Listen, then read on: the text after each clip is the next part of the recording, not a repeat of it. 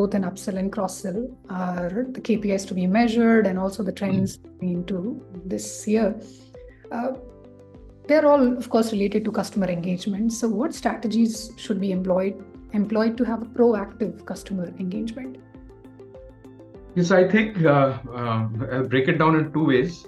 So one is, if an organization genuinely is able to, one believes in and structures the CS team around the revenue matrix, right? Just by virtue of doing that, a lot of engagement gets driven. So see, if you're looking at CS as a support function, or you are confused as an organization what CS should run, then CS will run confused themselves as well.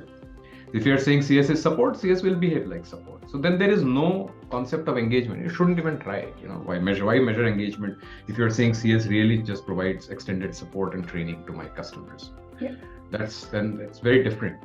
But if you're genuinely trying to structure CS as a revenue function and say, this is the team which will actually help me grow existing business and manage existing business and overall help me with my board numbers, now just by virtue of you believing in it and you structuring the team and the matrices that way, you typically drive a lot of engagement with your customers by default, just by doing that. Because now there is a number being driven, then you are actually driving the higher metric, which sort of drives the engagement metric itself. So that's one way to look at it. And that is one key strategy. If you have to drive customer engagement, then drive the right metric and incentivize the right behavior, right? So that is, I think, very, very key strategy to be able to have a proactive customer engagement. The other part now, from a slightly more tactical CS standpoint itself, is you mandate what is your bare minimum engagement you're expecting. Yeah.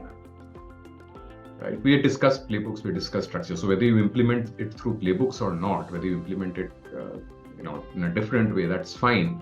But what is your expectation?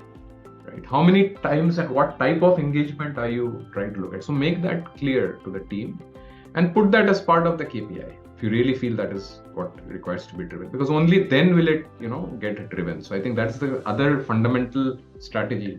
Put it out there, put it as part of the key KPIs to be tracked and incentivize it. My recommendation would be, again, go back to your phases, break it up into what sort of engagement do you need and track that in each phase. Because it will not be consistent across phases. It will not be the same across, every scenario. So if a customer is on onboarding, there's a certain type of engagement you have to drive. If it is in steady state, there's a different set of engagement you have to drive. It cannot be the same. It shouldn't be the same. So I think then you break that down again, and that probably is another key fundamental strategy to be able to proactively then now say that I'm expecting this set of engagement in this phase. And now you go ahead and do it and then start tracking it from there on.